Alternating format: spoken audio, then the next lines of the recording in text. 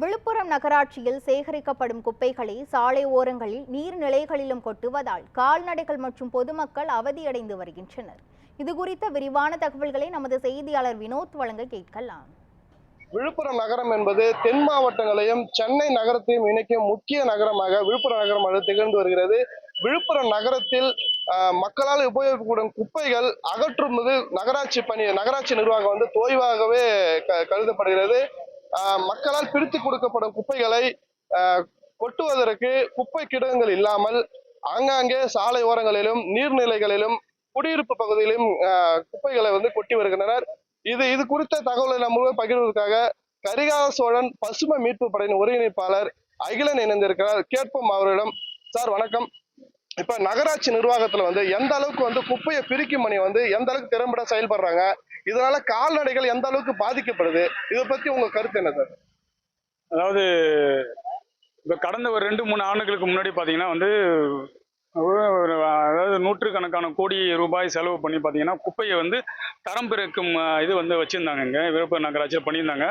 அதனால் மக்கும் குப்பை மக்காத குப்பையெல்லாம் பிரிச்சுட்டு இருந்தாங்க. ஆனால் சமீப காலமாக ஒரு 2 ஆண்டு 3 ஆண்டுகளாக என்ன பண்ணுறாங்கன்னா, இந்த குப்பையெல்லாம் அப்படியே எடுத்து கொட்டுறாங்க. குறிப்பாக பார்த்தீங்கன்னா தோழர் சொன்ன மாதிரி பார்த்தீங்கன்னா விழுப்புரம் ஒரு முக்கியமான நகரம். அதாவது நடுநாடுன்னு சொல்லுவாங்க. எல்லாத்தையும் பிரிக்கக்கூடிய நடுநாடு பகுதியில் பார்த்தீங்கன்னா புறவழிச்சாலையில், அதாவது விழுப்புரத்துக்கு உள்ளார வரும்போதே பார்த்தீங்கன்னா ஒரு மோசமான போக்கு. அதாவது சென்னையில் கூவம் எப்படி இருக்கோ அது மாதிரி புறவழிச்சாலையிலேருந்து உள்ளார வரும்போது ஒரு நாற்றம் அடிக்கக்கூடிய சூழலை தான் இப்போ நகராட்சி உருவாக்கிட்டு இருக்கு.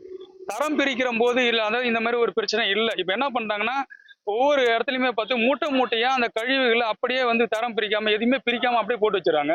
இதனால என்ன படுதுன்னா, பொதுமக்கள், அதாவது குறிப்பாக மக்களுக்கு கடுமையான ஒரு நோய் தொற்று ஏற்படக்கூடிய சூழ்நிலை இருந்தாலும் நீங்க பாத்தீங்கன்னா கால்நடைகளுக்கு குறிப்பா ஆடு மாடெல்லாம் இது சாப்பிட்டுட்டு மிகப்பெரிய ஒரு மோசமான போக்கு தான் இருக்குது. நடக்க முடியாம ரொம்ப நோய் தொற்று ஏற்பட்டு இந்த கால்நடைகளுக்கு மோசமான போக்கு இருக்குது. ஏன்னா பழைய மாதிரி பாத்தீங்கன்னா இங்க இருக்கக்கூடிய குப்பைகளை தரம் பிரிச்சு, இப்ப பிளாஸ்டிக் தனியா இதெல்லாம் தரம் பிரிச்சு சுத்திகரிப்பு பண்ணாதான் இதுக்கு ஒரு தீர்வா இருக்கும். இப்ப கால்நடைகள் எந்த அளவுக்கு பாதிக்கப்படுது, கால்நடை இது வரைக்கும் இறந்துருக்கா, எப்படி இருக்கு இந்த கால்நடைகள் நகராட்சி நிர்வாகம் பராமரிப்பு எப்படி இருக்கு? நீங்க பாத்தீங்கன்னா ரொம்ப ஒரு துயரமான போக்கு தான் அது. நீங்க விழுப்புரத்துல இருக்க கால்நடைகள், இங்க சுத்தி வரக்கூடிய கால்நடைகளை நீங்க சோதனை பண்ணீங்கன்னா அத்தனை கால்நடை, அதாவது ஆடுவா இருக்கட்டும் மாடா இருக்கட்டும், அத்தனை கால்நடைகளுடைய வயிற்றுலையுமே நெகிழி கட்டாயமா இருக்கும். ஏன்னா இவங்க சுத்திகரிப்பு பண்றது இல்ல, பராமரிக்கிறது இல்ல. இது ஒரு மோசமான போக்கை தான் இருக்குது. அதான் கடந்த காலங்கள்ல ஒரு 2-3 ஆண்டுகளுக்கு முன்னாடி சுத்திகரிப்பு பண்றதுனால தரம் பிரிச்சு எடுத்து வச்சாங்க. இப்ப அப்படி கிடையாது. அப்படியே தூக்கி போறதுனால என்ன பண்றாங்கன்னா, அப்படியே கட்டி கட்டி வச்சிடுறாங்க. ஒரு சுகாதாரமே இல்லாத ஒரு போக்கு தான் இருக்கு. இது பழைய மாதிரி இந்த பிளாஸ்டிக் தனியா மக்கும் குப்பை மக்காத குப்பையா பிரிச்சு எடுத்து, அதாவது நிரந்தரமான தீர்வா இருக்கும். ஆனா நகராட்சி அப்படி செய்யறதே கிடையாது.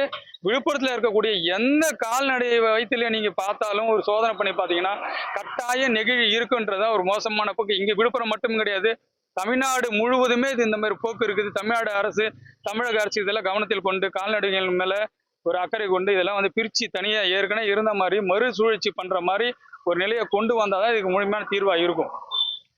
குப்பைகள் தரம் பிரிச்சு, மக்கும் குப்பை மக்காத குப்பைன்னு தரம் பிரிச்சு அதை முறையான குப்பை கிடங்குல கொட்டணும்னு சொல்லிட்டு மக்கள் கோரிக்கையா சொல்றாங்க. மேலும் விழுப்புரம் நகரத்துல கால்நடைகள் பொதுமக்களை மிகவும் அச்சுறுத்தும் வகையிலும் கூட்டம் கூட்டமாக சாலையில திருந்து வருவதை நம்ம பார்க்க முடியுது.